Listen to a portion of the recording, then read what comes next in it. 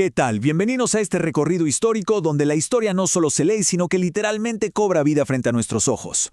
Hoy nos vamos a meter de lleno en un tema que la verdad resulta tan fascinante como desgarrador. Nos trasladamos a una época de muchísima efervescencia, de naciones en plena formación y de conflictos que redefinieron el mapa de Sudamérica, la Guerra del Pacífico de 1879.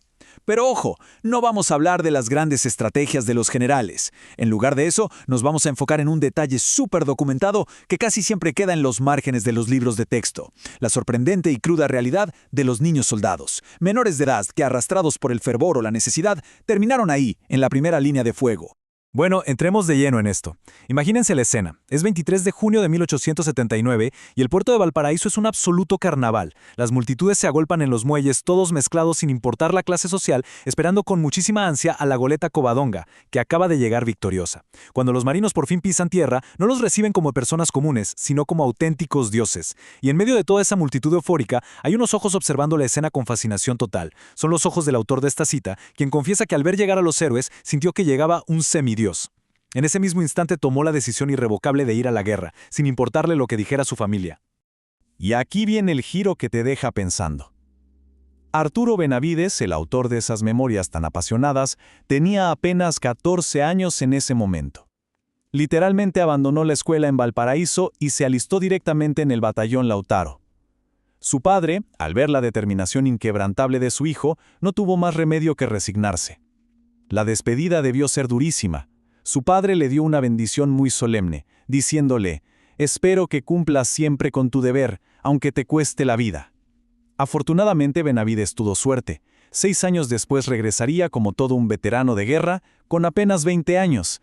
Pero resulta que él no fue una excepción. Sección 1. El fervor patriótico. El carnaval de la guerra en Valparaíso.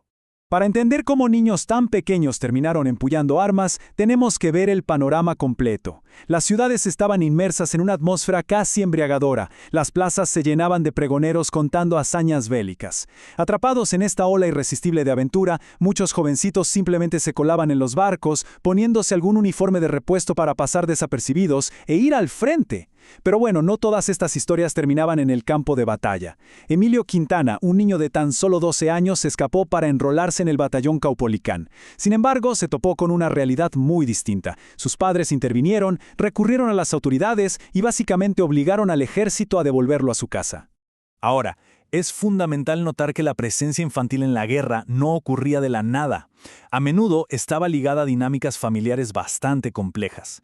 Hablamos de familias enteras que se iban al frente. Por ejemplo, el padre Marcos Ibarra se alistó y su madre viajó junto a ellos para trabajar como lavandera. Y esto no era algo sin precedentes en la región. Décadas antes, en 1838, Manuel Baquedano, de 14 años, se escondió como polizón en un barco y terminó convertido en la mascota de la tropa con tal de seguir a su padre. Las normas sociales de la época permitían que la línea entre el hogar y el campamento militar fuera, la verdad, increíblemente delgada. Sección 2. Motivos para luchar. ¿Por qué los niños iban a la guerra? Pasemos a ver cómo se va armando todo esto, desde el fervor patriótico hasta la maquinaria que realmente reclutaba a estos chicos.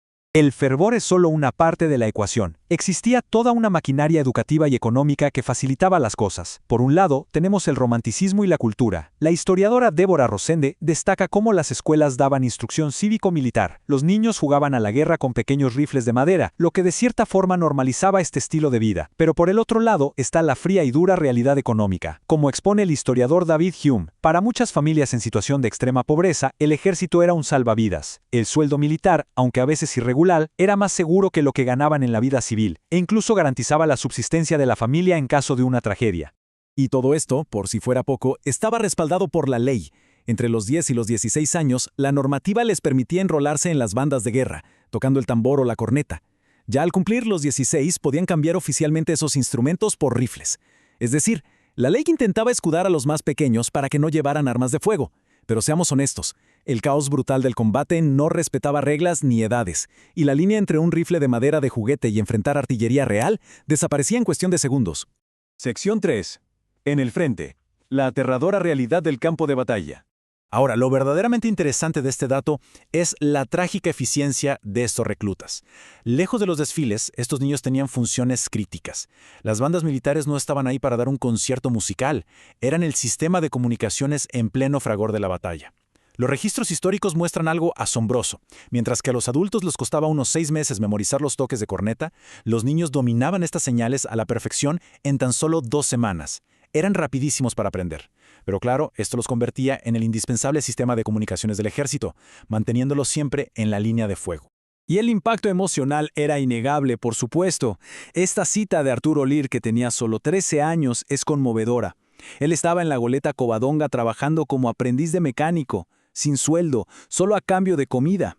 En sus memorias, él expone esa dolorosa realidad del niño soldado, un choque brutal entre la inocencia de la infancia y la destrucción de la guerra.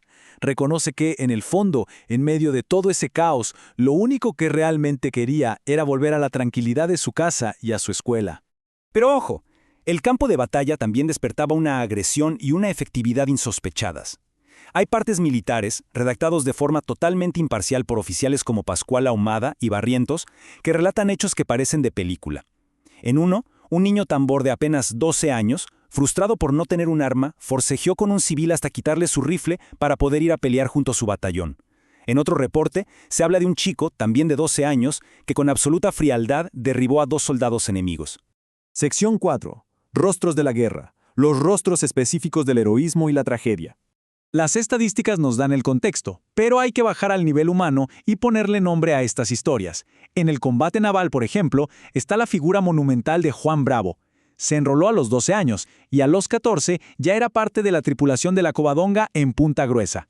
Con rifle en mano, trepó hasta un mástil y empezó a disparar con una puntería tan letal que nadie se atrevía a operar el cañón principal del buque enemigo. Un solo niño de 14 años. El impacto fue tal que el comandante de la nave contraria, llevado a la desesperación total, terminó tomando la errática decisión de encallar su inmensa embarcación. Entonces el punto crucial aquí es entender que el heroísmo casi siempre venía de la mano con una inmensa tragedia. Los registros de ingreso militar nos devuelven a una realidad muy cruda. Gregorio Araya Aburto entró a la Armada a los 11 años y murió en el combate de Iquique a los 16. Y su descripción física nos golpea porque medía apenas 1,37 m. Era súper pequeño. Y murió en aquel combate junto a otros 30 niños menores de 16 años, incluyendo a José Amigo, un niño de apenas 10 añitos. En los combates terrestres, la tragedia era igualmente sombría. Luis Cruz Martínez se alistó a los 14 años. Su complexión era tan pequeña y frágil que a duras penas lograba sostener el peso de su propio fusil. De hecho, sus propios compañeros de armas en tono de broma le decían el Cabo Tachuela. Sin embargo, detrás de ese aspecto tan frágil, nadie se imaginaba el destino legendario y macabro que le esperaba apenas un año después, en un lugar llamado La Concepción. Y es que los eventos en La Concepción son, francamente, uno de los episodios más oscuros del conflicto.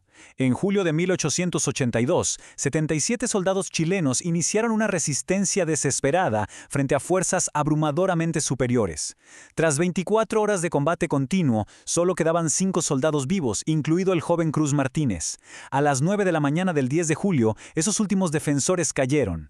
Los registros posteriores reportan un nivel de devastación absoluto, cuerpos mutilados y, trágicamente, el perturbador hallazgo de un niño de 5 años y un recién nacido. Una muestra devastadora de cómo la guerra arrasa con todo a su paso.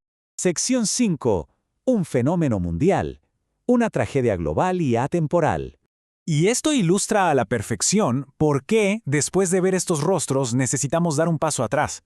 Porque lo de 1879 no fue una rareza aislada de Sudamérica, sino parte de un fenómeno enorme. Durante la Guerra del Pacífico hubo unos 70,000 soldados. El historiador Enrique Cáceres Cuadra hace un cálculo revelador. Si había al menos 10 niños en las bandas por cada batallón, hablamos de un mínimo de 500 menores formando parte activa en ese conflicto. 500 niños en la línea de fuego. Pero cuando damos el salto a los tiempos modernos, la escala es simplemente vertiginosa. Según datos de las Naciones Unidas hasta el año 2006, alrededor de 300,000 menores de edad estaban siendo reclutados a nivel mundial, ya fuera por influencia de su entorno o totalmente a la fuerza. Un número que, la verdad, te deja sin palabras y nos demuestra que esta herida histórica lamentablemente sigue muy abierta hoy en día. Lo que nos lleva a una reflexión final que no podemos evadir. Viendo todo esto, desde los antiguos soldados espartanos, pasando por los tambores de 12 años en 1879, hasta los cientos de miles de niños reclutados hoy en día, queda resonando una gran pregunta. ¿Por qué la humanidad, con tantos avances, continúa entrelazando de forma tan sistemática la inocencia de la niñez con la destructiva maquinaria de la guerra? Es una pregunta histórica, sí, pero sobre todo es algo que nos interpela directamente en nuestro presente. Muchas gracias por habernos acompañado en este recorrido.